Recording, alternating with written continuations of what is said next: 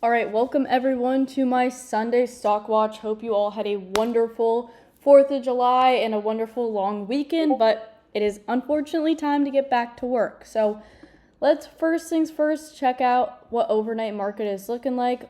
Overnight market just opened, so Q's is down about $1, $2 almost. Tesla's down quite a bit. I think there's some more beef going on between Elon Musk and Trump. So if you swung some puts, you're looking pretty good. MSTR is up a little bit. We got coin up a little bit, so Bitcoin must be doing pretty well.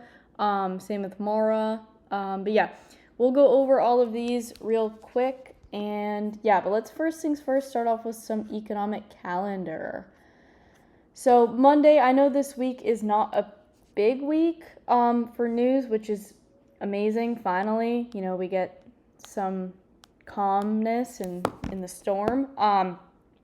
But do be aware, Wednesday, July 9th, I did hear some news that they're going to continue to push back those tariffs. I don't know though, so Trump may come on and talk about tariffs. That may shake up the market a little bit. But as of right now, it seems like the market has kind of just brushed the tariff news off. So that'll be pretty interesting to watch for and see. So all I'm saying is Wednesday, July 9th, be very cautious. But Monday, yeah, we don't have too much going on for Monday. Same with Tuesday. Not a whole lot, consumer inflation expectations. But besides that, we really, really don't have much. And then Wednesday, we do have absolutely nothing. Oh yeah, we have minutes on Wednesday, that's right. And then again, tariffs, be careful of Trump speaking. And then Thursday, not a whole lot. We do have a Fed speaker, so be careful of that. But other than that, we really don't have a whole lot going on. And then Friday, let's see, we got nothing. So not a big week for news, thank God. But again, with tariff news, you definitely got to watch out for that. So as of right now, we're seeing Q's down a little bit, like $2 almost, $1.50. Nothing crazy. So kind of what I'm looking for this week is either we see some sort of pullback and then just, keep ripping and continuing up, or we see an actual official pullback. And, how I would gauge that and manage that is if we do see below 550 again on Qs, I would, think that we might be done taking out all-time highs for the time being, and we might trade around this range of 545 to 550 area. But we also could see a bounce. So, ideally what I'm looking to see sometime this week is into that 550 area to either break below 550, continue down, or we get a bounce and we just continue this trend of all-time highs.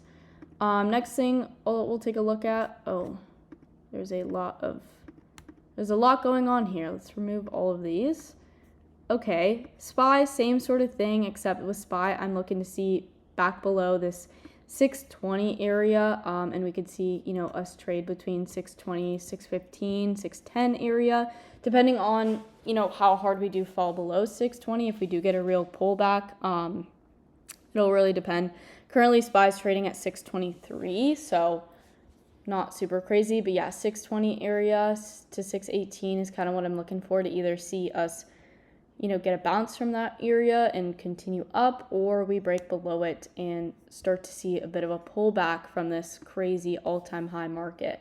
Okay, next name we can take a look at is Tesla. So right now, Trump. Elon is in a bit of, hot water, I would say. So we are currently seeing Tesla trade around this 290 area that we saw last week when he was fighting with Trump once again. So we're trading at 292, which I think opens up a really great opportunity for Tesla and, to potentially go long on Tesla if we can see down to 280, 275 area. So ideally, I'm going to be looking for that, and I'm going to be looking to potentially, go long on Tesla if we can hold up and, get some bullish volume.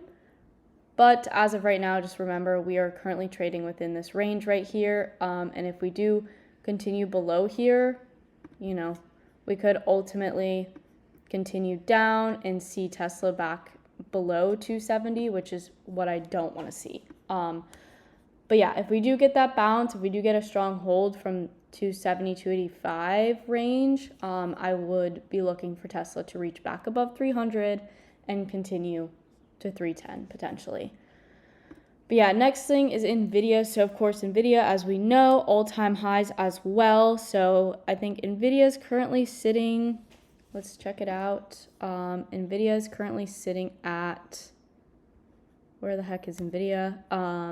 158.48. So yeah, we're down a little bit from all-time highs, nothing crazy. So I would love to see NVIDIA trade back into this 153, even like 150 area, to see a bounce from there. That would be really ideal. If we end up breaking below there, I would say we're going to trade within this 145 to 150 range. That seems a little doubtful as of right now, though. I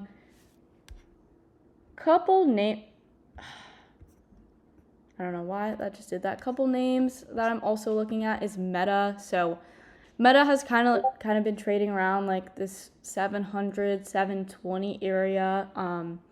Where is Meta at? So yeah, right now we're sitting at 717, and I definitely think if we do see a bounce at that maybe 715, 710 area, we could see a nice continuation and see all-time highs once again. That is ideally what I'm looking for, to see back above here, this 736 area. But yeah, if we don't, I'm not really looking too far into Meta. Sometimes it gets us in a range and we just chop around for the week. But the biggest name I'm currently watching for as of right now is going to be HIMS. So all of last week we were trading within this range on HIMS, and you guys already know I love trading HIMS. I think it's, one of the best stocks to be trading. So right now we're sitting at 47.65, down a bit from last week, nothing crazy, but I would really love to see a bounce at like 45 area, and get a break out of this range, a break out of this 50, 51 area, and just continue higher. That's what I would love to see on HIMS. If we continue within this range, that just means it's getting stronger and stronger, and we could see a very nice bounce out of there. Or if we do break below any key areas like 45 or 40, then I'm not looking too far into HIMS for the time being. But yeah, a couple other names. I would like to go over Bitcoin and, coin, obviously. So Bitcoin is pretty close to those all-time highs as well. MSTR got a really nice bounce last week. Coin, as you guys know, has already been trading like crazy. Coin would be a really nice one to potentially see a bounce at like 345 area, maybe if Bitcoin gets exhausted a little bit, and then we can just continue up on coin. Same sort of thing with MSTR. I would love to see a bounce at this 400, maybe 495, 395 area, and then just continue up. We could definitely see into, 414, 415. I don't think we're going to see back all the way up into 500 anytime soon on MSTR. But yeah, that's sort of what I'm thinking going into this next week. And as of right now, that is mainly what I'm watching for. Just a couple names, getting some nice bounces if we can continue to be at all-time highs. But again, be very careful this week. We have, tariff news coming out that could potentially, really slow down this market that we're getting, and we could for sure see some, pullback, some downside.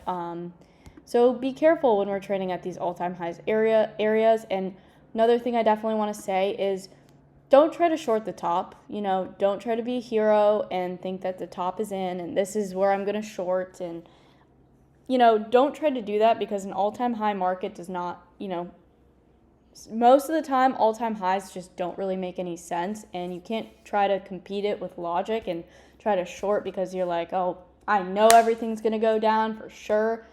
That's not how it goes. Unfortunately, I wish, we could guess where the top was in, but we really don't know. So just wait to see key levels. Either key levels get bounces or key levels get broken, like that 550 level on Qs.